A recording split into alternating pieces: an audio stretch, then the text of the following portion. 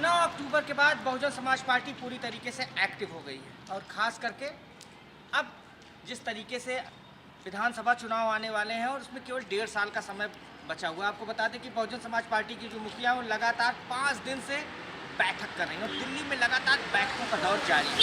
और आपको बता दें कि इसी बीच एक खबर निकल कर सामने आ रही है कि 6 दिसंबर को एक बड़ी रैली करने जा रही है बहुजन समाज पार्टी की मुखिया। जी हाँ, बिल्कुल आपको बता दें 6 नवंबर को जिस तरीके से डॉक्टर भीमराव अंबेडकर का परिनिर्वाण दिवस है, उस दिन वो नोएडा से एक बड़ी रैली को संबोधित करेंगे। आपको बता दें कि उस रैली से कहीं ना कहीं पश्चिम के किले को फतेह करने की तैयारी है। जी हाँ, बिल्कुल आपको बता दें कि लगातार बहुजन समाज पार्टी की मुखिया पिछले 6 दिनों से लगातार एक्टिव है और दिल्ली में लगातार बैठकों का दौर जारी है और आने वाली 6 तारीख को नोएडा में एक बड़ी रैली को वो संबोधित करेंगी।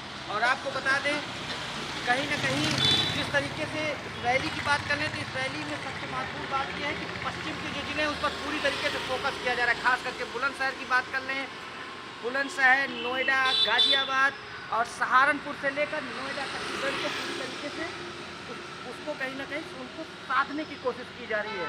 और आपको बता दें कि करीब 14 साल बाद ये बड़ी रैली बहुजन समाज पार्टी की मुखिया करेंगे। और आपको बता दें कि लगातार इस रैली को लेकर तैयारियां चल रही हैं और इस तरीके से 6 अक्टूबर को 9 अक्टूबर को एक बड़ी रैली की गई थी। उसके बाद कहीं ना कहीं 6 दिसंबर को नोएडा में एक बड़ी रैली की जा रही है। और आपको बता दें कि डॉक्टर भीमराव अंबेडकर के परिनिर्वाण दिवस पर यानी 6 दिसंबर को नोएडा में विशाल रैली करने जा रही है। इस रैली के जरिए मायावती एक बार फिर अपनी सियासी ताकत का प्रदर्शन करेंगी।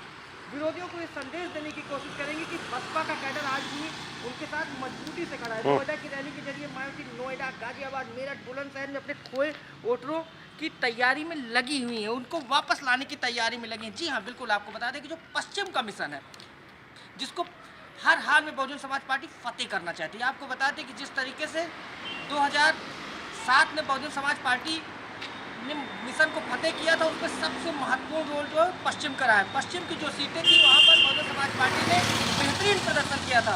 और आपको बता दें कि जिस तरीके से वो मिशन फतेह करना चाहती है पश्चिम, उसको लेकर अखिलेश यादव के डी और ए पर उनकी पूरी तरीके से नज़र है। और आपको बता दें डी दलित और अल्पसंख्यक पर उनकी पूरी नज़र है। उस रैली के माध्यम से उनके साधने की कोशिश करेंगे।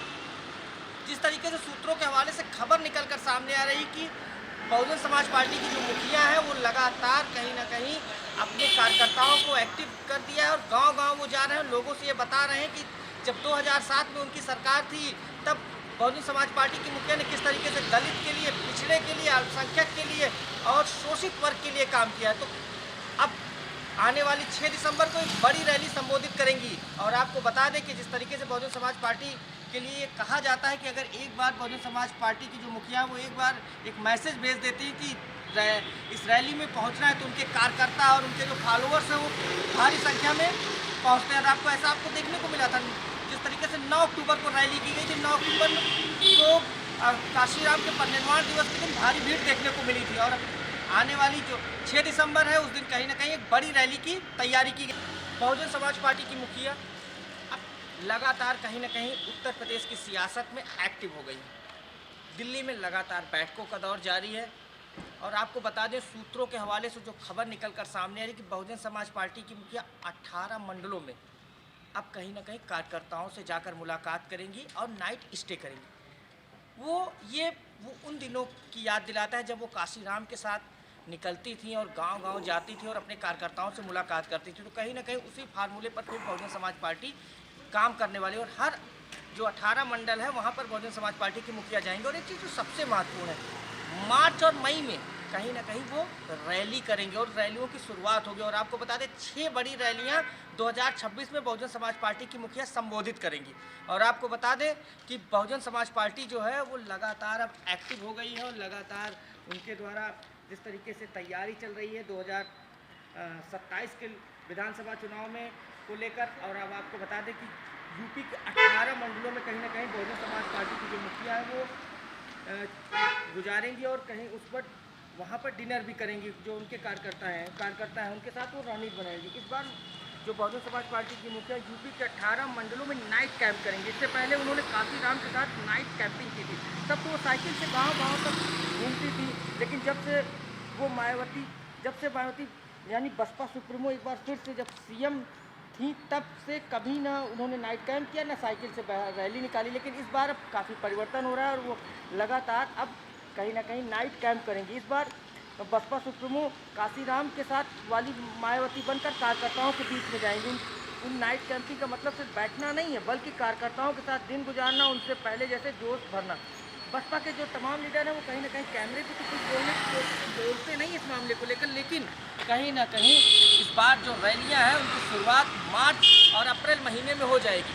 6 बड़ी रैलियां, उन 6 बड़ी रैलियों के माध्यम से 2027 के किले को फतेह करने की कोशिश करेंगी बसपा सुप्रीमो। आपको बता दें, पूर्व से लेकर पश्चिम तक पूरी तैयारी कर ली गई है और लगातार कोऑर्डिनेटर से लेकर जो संगठन है उस पर कहीं ना कहीं लगातार बदलाव देखने को मिल रहे हैं। पिछले दिनों जिस तरीके से बसपा सुप्रीमो को कभी खास माने जाने वाले मुल्ताज अली ने पश्चिम का प्रभार और उत्तराखंड का प्रभार हटा दिया गया। देखिए, इससे सीधे ये बताने की कोशिश की गई कि जो कोई काम नहीं करेगा उसे किसी भी प्रकार से कोई जिम्मेदारी नहीं दी जाएगी। जाफर अली उनका भी कद कहीं बढ़ा दिया गया। और आपको बता दें कि ये एक बात जो सबसे महत्वपूर्ण है बहुजन समाज पार्टी की मुखिया के साथ, कि अनुशासन को लेकर बहुत सख्त रहती है।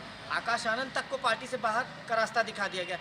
पिछले दिनों जो बैठक हुई दिल्ली में, उसमें साफ शब्दों में कहा गया कि देखिए, जाइए आप गांव-गांव लोगों से मिलिए, और जिस तरीके से आरएसएस काम करती है, लोगों के बीच जाती है और बताती है जो आरएसएस के कार्यकर्ता बीजेपी ये काम कर रही है, इस विजन पे काम कर रही है, उसी तरीके से आप जाइए। ये बताइए कि 4 बार जब वो उत्तर प्रदेश की मुख्यमंत्री थी तो उन्होंने किस तरीके से काम किया, किस तरीके से वो लोगों के बीच में रही, किस तरीके से वो आम लोगों के लिए काम किया, किस तरीके से वो कानून व्यवस्था पर काम करती थी, अल्पसंख्यक, दलित, पिछड़ा वर्ग के लिए उन्होंने क्या क्या काम किया, ये जाकर बताइए अपने लोगों में।